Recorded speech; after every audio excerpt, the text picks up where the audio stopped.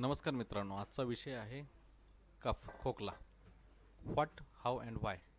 उपचार करताना नोंद करावयाच्या बाबी. म्हणजे खोकल्याचा आपण उपचार करताना नोंद करावयाच्या बाबी. याच्या अगोदरचा जो व्हिडिओ होता त्याच्यामध्ये मी अस्थमा डे याच्यामध्ये अस्थमाबद्दलची माहिती सांगितली होती आणि थोडंसं रेपट्रायशनमध्ये करताना अस्थमाचे पेशंटमध्ये आपण काय घ्यायला पाहिजे याच्याबद्दलचे थोडंसं तुम्हाला माहिती दिली होती. त्याच सिरीजमधला हा पुढचा व्हिडिओ आहे. मी तुम्हाला रेस्पिरेटरी सिस्टीम याच्यामधल्या सगळ्या साधारणतः जे गोष्टी आहेत त्या क्लिनिक्समध्ये काय बघायला पाहिजेत याच्याबद्दलचे सगळे व्हिडिओ असतील. तर आजचा व्हिडिओ आहे खोकला. तर खोकल्यामध्ये पेशंटचं तपासणी करताना आपण काय बघायला पाहिजे. हा व्हिडिओ कोणासाठी आहे? निओफाईट्स, नवीन होमपॅथ, बडिंग होमपॅथ आहेत, इनिशियल डेज ऑफ प्रॅक्टिस करतात डॉक्टर आणि स्टुडंट ऑफ हॅनेमॅन स्कूल. यांनी काय करायचं आहे, फिजिकल सिम्पटम्स जे आहेत, सायन्स आहेत, त्याच्यावर लक्ष ठेवायचं आहे. कारण फिजिकल सिम्पटम्स याच्यामध्ये ओपिनियन डायव्हर्सिफिकेशन येत नाही. फिजिकल सिम्पटम्स आणि पर्टिक्युलर्समध्ये ओपिनियन डायव्हर्सिफिकेशन येत नाही. उदाहरण, समजा पेशंटचे डोळे लाल दिसत आहेत, रेडनेस ऑफ आईज. 2, 3, 4 किती जण जरी फिजिशियन्स बसले असतील किंवा स्टुडंट बसले असतील, सर्वांना एकच पद्धतीचे दिसतील ना. याच्यामध्ये ओपिनियन डायव्हर्सिफिकेशन येत नाही. म्हणजे हा फर्म सिम्पटम आहे, आपण घेऊ शकतो केसमध्ये.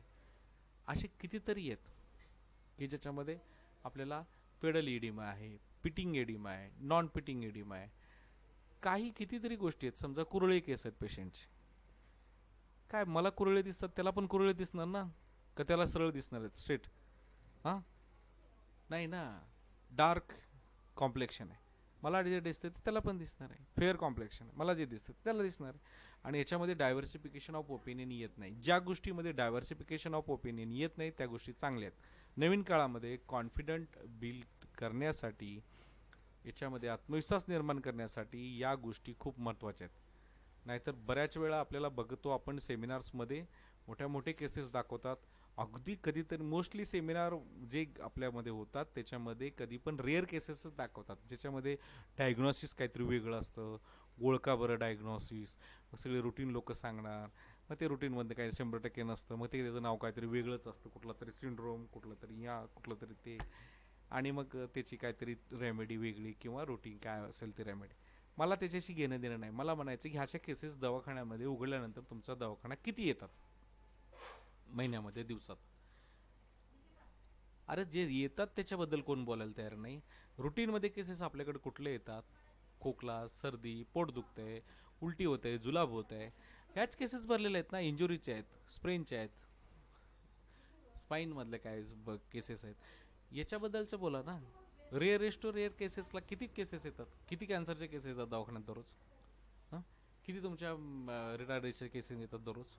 त्यासाठी सेपरेटच त्या पद्धतीचे क्लिनिक डेव्हलप झाले तर नंतरच्या प्रॅक्टिसमध्ये येऊ शकते. जे जनरलमध्ये काय उपयोगाचं आहे ते way of case taking simple आहे. आणि म्हणणं सांगितलेलं आहे की जे कुठलं नाव आहे ह्याला घेणं देणंच नाही आपल्याला.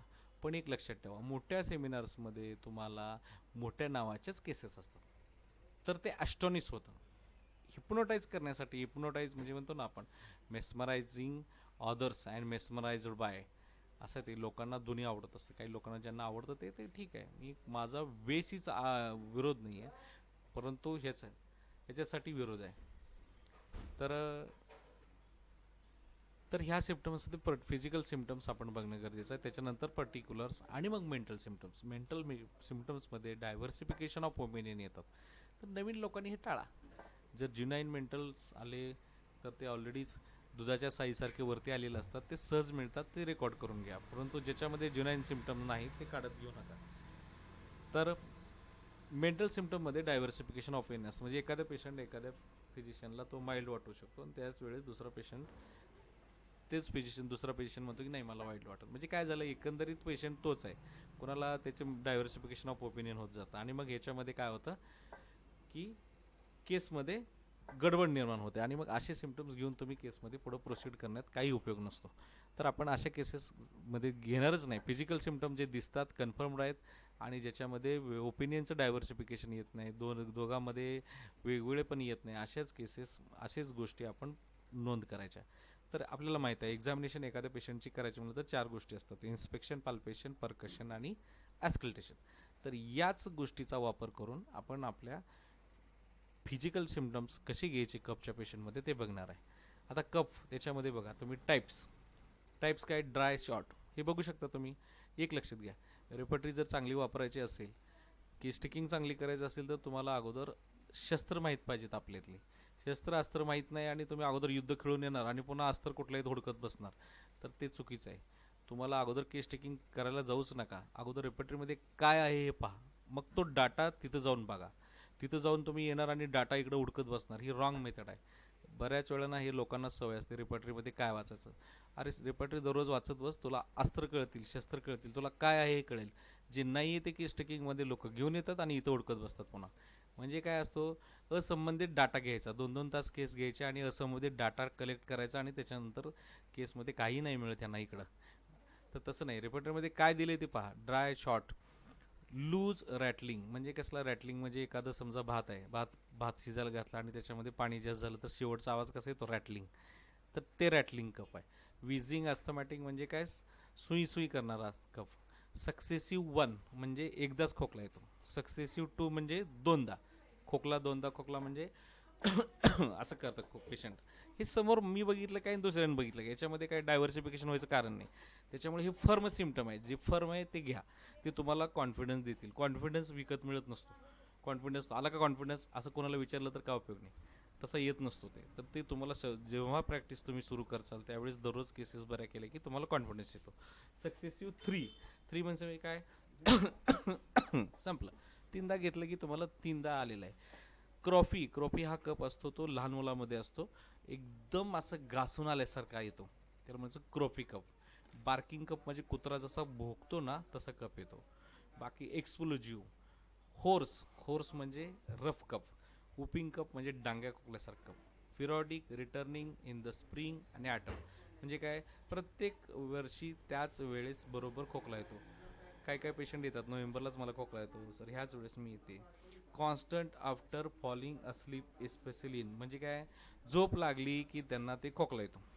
चिल्ड्रन्स विदाउट वेकिंग म्हणजे काय, लहान मुलांना झोपेत खोकला येतो, परंतु ते जो झोपलेला मुलगा आहे तो उठत नाही, त्याला काय डिस्टर्ब होत नाही स्लीप. म्हणजे काय, खोकतो असं खोकतंय, झोपतंय तसंच रात्रभर खोकतंय, परंतु त्याला अडचण येत नाही. तर हे टाईप्स आहेत. त्याच्यानंतर आपण कॉज बघूया. कारण काय बाबा, ही सगळे जे आहेत ना, हे लिहून ठेवा. दवाखान्यात हेच बघायचं आपल्याला, कुठंतरी त्याचं मिळालं पाहिजे रिलेटेड. हीच केस टेकिंग आहे, हीच तुम्हाला, कारण काय हे रेपटरीमध्ये दिलेलं आहे. त्याच्यामुळे तिथं पहा, डाटा तुमचा लगेच जॉईन होतो आणि कॉन्फिडन्स आपोआप बिल्ड होतो. कॉज, अँगरमुळे खोकलाय का, कार्डियक डिसीज येतात का काही, त्याच्यानंतर इमोशनल इम्बॅलन्स काही झाला आहे का, काल परवा काही कोल्ड्रिंक्स वगैरे काही पिण्यात आले का, चेंज ऑफ वेदर झालेलं आहे का बाबा, हिवाळा संपून पावसाळा सुरू झाला किंवा उन्हाळा सुरू झाला आहे, उन्हाळा संपून पावसाळा सुरू झाला आहे. चेंज ऑफ वेदर, लोक सांगतात स्वतःहून की हवामान बदललं की मला खोकला होतो. डस्ट आहे त्याच्यामध्ये, धूळ उडलेली किंवा काही स्वच्छता करताना झालेलं आहे तर त्याच्यामध्ये येतं. वेक्सेशन म्हणजे मानसिक रागाचा पुढचा आहे. ऑलरेडी तुम्हाला हे खाली माझे मेंटल्स रुब्रिक्स व्हिडिओ एक्सप्लेनेशन केलेले आहेत चॅनलवर, पाहून घ्या. त्याच्यामध्ये वेक्सेशन, अँगर, चॅग्रीन सगळं सांगितलेलं आहे. त्याच्यानंतर कॅटराय म्हणजे सर्दी खोकला, एक्साइटमेंट झाल्यामुळे खोकला आहे. मिझल्स म्हणजे मिझल्स आलेले आहेत, इरप्टिव्ह फ्युअर्स मध्ये खोकला आहे. ओडर्स काही स्ट्रॉंग ओडर्समुळे आहेत, प्रेग्नन्सीमध्ये खोकला आहेत. त्याच्यानंतर स्वीट म्हणजे काही ठिकाणी काय होतं, उन्हाळ्यामध्ये लोक मध खातात, कुणाच्या तरी गावाला जातात, मोहोळ झाडतात आणि तिकडंच आम्हाला गोड खायला मिळालं आणि मग आम्ही मध खूप खाल्ला पण खोकला यायला लागला, किंवा गुलाबजामुन खूप खाल्ले आणि खोकला यायला लागला, तर sweet. Tickling in the throat म्हणजे काय, वळवळ करते कुठं, घशामध्ये. Tickling in the trachea and retrosternal म्हणजे स्टर्नमच्या मागच्यामध्ये, अगदी सेंटरला, त्याच्या जे छातीच्या मधल्या भागामध्ये मागं वळवळ करते आणि खोकला येतो. टिकलिंग इन द लॅरिंग्स म्हणजे स्वरयंत्रामध्ये खोकला येतो. टोबॅको स्मोकमुळे खोकला येतोय किंवा थंडीत खोकला येतोय, काही फूड खाल्ल्यामुळे खोकला येतोय. कोल्ड डॅम्प वेदर, दमट वातावरण आहे. कोल्ड ड्राय वेदर म्हणजे फेब्रुवारी मार्चमधलं असतं, उन्हाळं वारं सुटतं, कोल्ड ड्राय वेदर.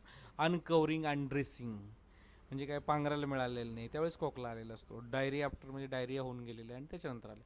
अबडॉमिन इरिटेशन, पोटाचे काही कंप्लेंट्स आहेत त्याच्यामुळे खोकला आहे. तर या गोष्टी जर असतील तर आपल्याला हे खोकल्याच्या पेशंट्समध्ये पहिल्यांदा बघणं गरजेचं आहे. राहिलेले जे आहेत ते पुढचे मी जे एक्झामिनेशन्स आहेत ते पुढच्या व्हिडिओमध्ये कंटिन्यूशन करणारच आहे.